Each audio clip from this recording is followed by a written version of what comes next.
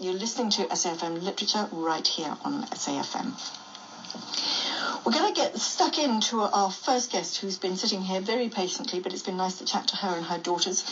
She's Taryn Hayes, and she's written a book called Seekers of the Lost Boy. It's a lovely book. Both her daughters have read it, and her two little boys, I think, probably a little bit too young to read it, but nonetheless, it's all about, what it does is it features characters who have been homeschooled. So, Taryn, am I right in thinking, right about what you know, you are homeschooling, so why not? Absolutely. That is one of the reasons why I chose homeschooled characters for this book. One of the reasons why you chose homeschooled characters. One of many reasons why you wrote this book. Tell us why you wrote it. So, as I said, homeschool characters was one of the main reasons I did it, and both for the sake of my own children and other homeschool kids to have characters that they can relate to, and also for kids who go to mainstream schools to get an experience of what homeschooled children look like. We're quite an alien bunch to many of those mainstream schoolers, so it was nice to be able to give them a very non-confrontational way of experiencing homeschooling. That was one of the reasons. We also read a lot through our homeschooling curriculum, the things that I do with my kids. We read the most amazing living books that really bring history and life to life. And I thought it's a great pity that there aren't more South African books that are rich literature for youth, for young kids between the ages of 8 and 15, I suppose. And I thought it would be wonderful to be able to give my own children a book that they can relate to, but learn a lot of history in an exciting kind of way. So that's what kind of got me started. I also wanted to be able to present a Christian worldview, again in a non-confrontational way, so that readers could read it and get a very clear understanding of what Christians believe from the basics of the Bible, without there being a massive agenda to convert anybody or push any kind of particular thought, just to be an observer into the lives of a Christian family. So whether that, if there was an agenda behind the book, those would be my three main reasons why. Okay. I'm going to read just a tiny little bit of blurb here, which kind of puts the whole thing in perspective, because sadly I haven't read it, but I have now got a copy right here on the table. And you say, it begins when 12-year-old Simon finds a bottle on the water's edge during a visit to Musenberg Beach on a cold winter's day, brings the bottle home, dreaming of adventures and pirates and hidden treasures, only to have the bottle shatter within minutes of returning home. At first he's dismayed, but his disappointment is soon turned to intrigue when he discovers an envelope in the bottle. It contains a letter written 30 years prior by another 12-year-old schoolboy from the poverty-stricken Cape Flats. The letter is brief and contains just one question. I'm going to leave that question because, let me give the question, because it sort of kind of says it all, doesn't it? And the question is, who is God and does he care about me? So that's sort of contextualizing it then. So we've got this 12-year-old boy, and there's a lot of things in there already. We've got this 12-year-old dreaming boy, but he's listening to what his counterpart had to say 30 years ago, and this is the question, and this boy comes from a situation not like his own. Where do we go from there? Well, as you can imagine, if you were a 12-year-old boy who discovers a message in a bottle written 30 years ago, and it was very exciting. So what happens is Simon and he's got twin siblings, Kim and Nick, they're 10, and a much younger sibling as well, who doesn't feature too much in the story. And together they decide to try and find this boy from 30 years ago, who's now a 42-year-old man. And as a result, they find themselves investigating in the Cape Town Central Library, on the internet, and their journey takes them right into the apartheid past, particularly District 6, and the forced removals from there. So they get to learn about what life was like then, but in a very, very real, personable, primary source kind of way. And it also helps them to answer the question. They'd never really thought about that question themselves before, and so they get to hear another person's perspective on what that question is and what they believe the answer is to that question. So, a lot of South African history, a bit of Christian thinking behind it, and a lot of adventure, fun, quirky characters. There's a DJ who my one daughter loves because she thinks he's hilarious, and other characters that come along that just really make the story exciting. I'm thinking about this 12-year-old boy from 30 years ago from the Cape Flats. You must have had to do a lot of thinking yourself, or perhaps a lot of talking to people to try and get a real perspective from him. You know, I'm actually quite fortunate to belong to a community of a very mixed bunch of people from a very mixed backgrounds. So I think my life experience has really informed the character in many ways. I also taught in a school that was very multi-racial and cultural. In fact, I got to learn from my students what the word Daedalus means as in the Cape Coloured culture, Gatsby's and things like that. I hadn't ever encountered them as a white girl from the southern suburbs. But through my life experience, I've met very many people like the character Joseph, who's the 12-year-old boy. And I also studied this period of history at university and was very taken with the period of District 6 and the District 6 Museum itself. It features in the book.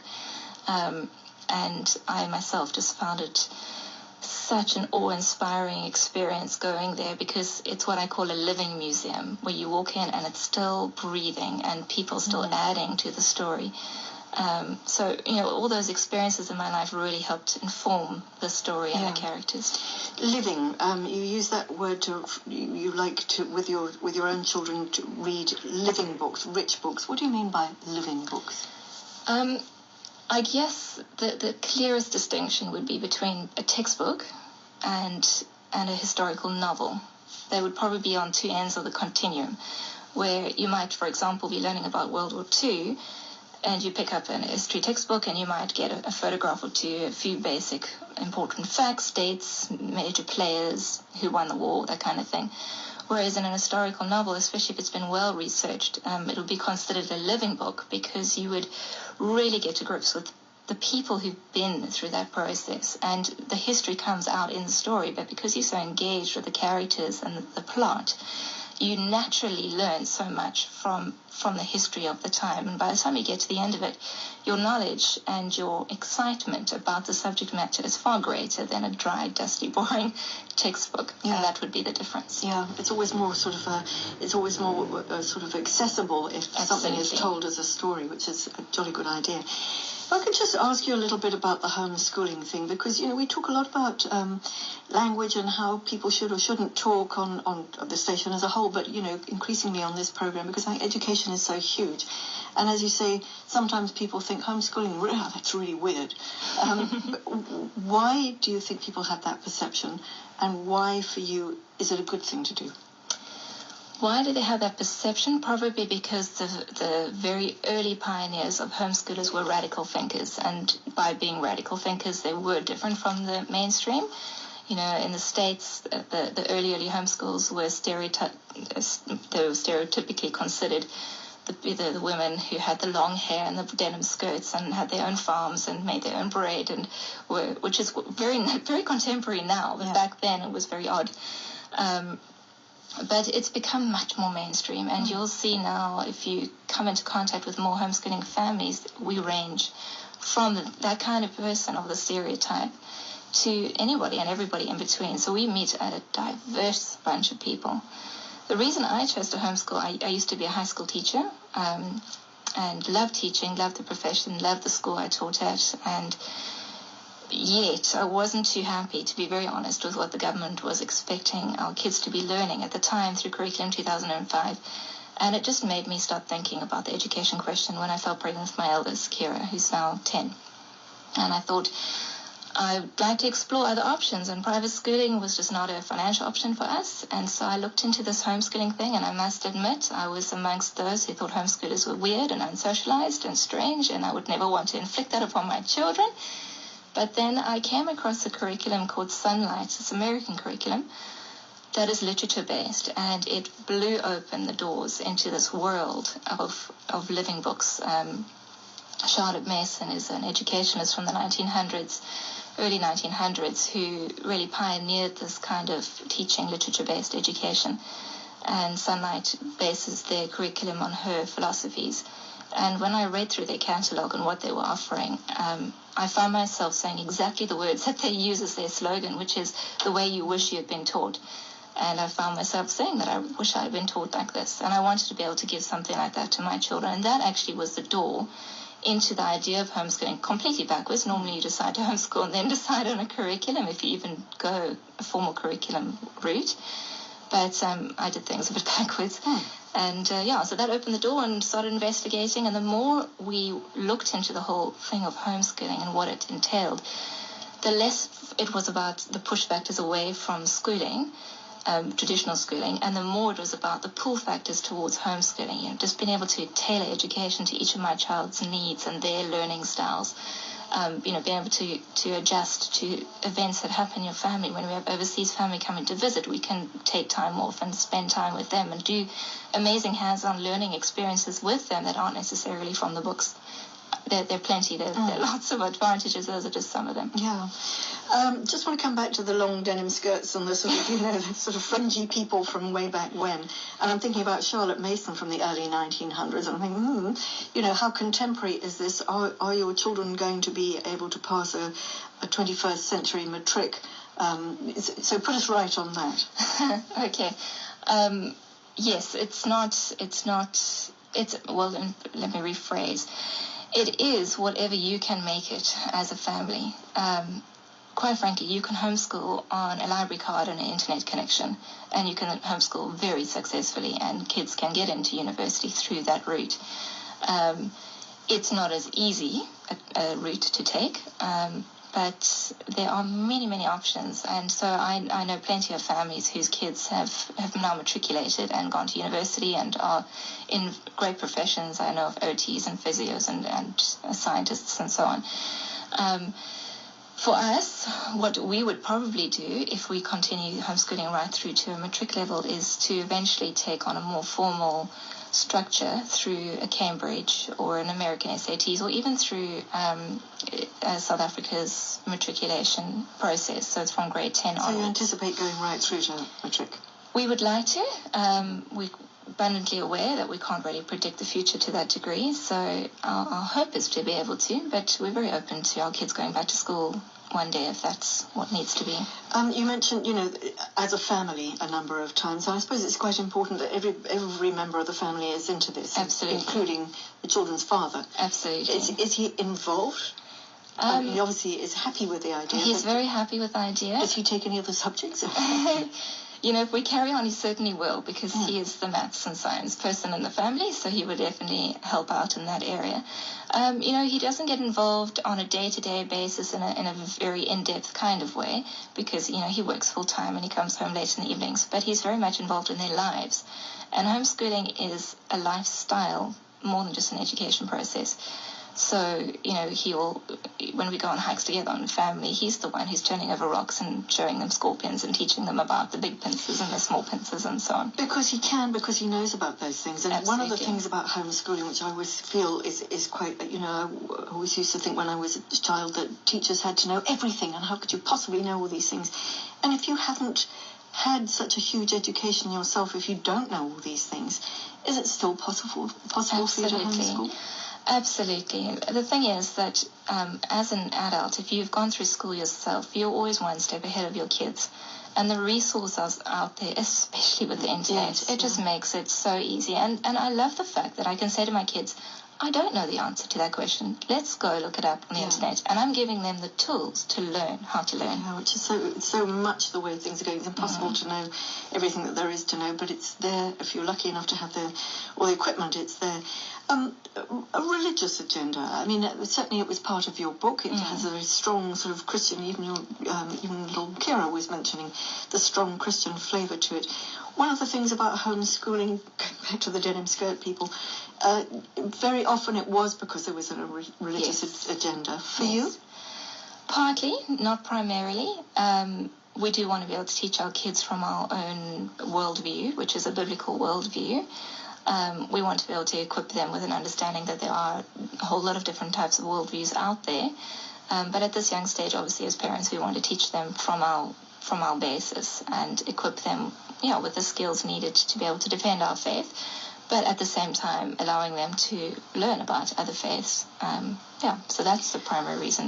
One of the things you mentioned, unsocialized, as one of the criticisms. Yes. And I suppose one of the things about being at school is you rub up against all sorts of other people who've got all sorts of other ideas and Yes. all sorts of other parents, who do all sorts of different things, which means that your children are denied that. Not actually, Okay. and that is the misconception that people do have, and that could be the case if we were homeschooling in the middle of nowhere and they only ever had us as their form of reference, then yes. But we live in Cape Town, and it's a huge metropolis, and the homeschooling community is enormous. So, for example, one of our many groups that we belong to is an outing group. A friend of mine runs it. It's called Cape Explorers. And we have people from all different backgrounds, the kids mixed of different ages. We have Muslim families, Christian families. We have people who would say they're atheists. It's possibly, I would actually even say that to be homeschooled allows you even greater socialization because you're mixing not just with different people, but across the age range, which you don't always get at school. You're generally with kids your same age who are listening to the same kind of music and that sort of thing, whereas with homeschooling, the kids have to, and quite naturally, mix with people from youngest to oldest. It's just that this is, after all, a literature program. Yes. Having said that education is very important, because it's hugely important, and what you put into your children is what you're going to get out of it. I was listening to the minister doing the religious service on the radio right here on SAfm this morning, and he said something to the effect that a study was done to see how much time fathers spend with their children, and the fathers were saying, approximately 15 minutes every day, but then they were apparently mic'd up and they were tested, and it seemed like they were spending 37 seconds with their children on a daily basis, and I'm thinking, that's not really quite enough, is it? No. So what you put in is what you get out, is where I'm going with that. But coming back to the Sunlight, Charlotte Mason's literature-based, because we are, after all, a literature program, what sort of literature is that? Because literature is such a broad, sweeping statement. It can be so many different things. Has she got a list of books that thou shalt read because it's going to be useful? I mean... there are various websites that tout her philosophy, and in fact there are whole education systems that are based on hers. In the States there's a school called the Ambleside Schools. I suppose it's more a company, and in fact there are two schools in South Africa that I know of. The one is Ambleside Hart Bay, and the other one is the Vine School, which is in Lansdowne, and they both use Ambleside. And so yes, they do have a list of books that are required reading. But I don't actually know exactly what their book list is, but it would include a lot of the classics, but also contemporary books like my own that would be considered living books. Basically, Charlotte Mason wasn't restrictive. It was any book that the person who was reading it found alive for them. So quite frankly, it could be a dry, boring textbook to me, but maybe to you, it's something that you enjoy as a subject matter you're excited about, so it's living for you. And are you the reason why you wrote your book, one of the 3 reasons why you wrote your book, is to get something that's local. Yes. Are you quite keen, or do you ensure that you get a lot of South African living, rich history book, as well as what you might be either American or European? For our homeschool, yeah. Is that the question you're asking? Yes. In fact, at the moment we're following another South African curriculum called Footprints on Our Land. It's written by Shirley Irwi and Wendy Young, and it's also based on a Charlotte Mason literature-rich philosophy.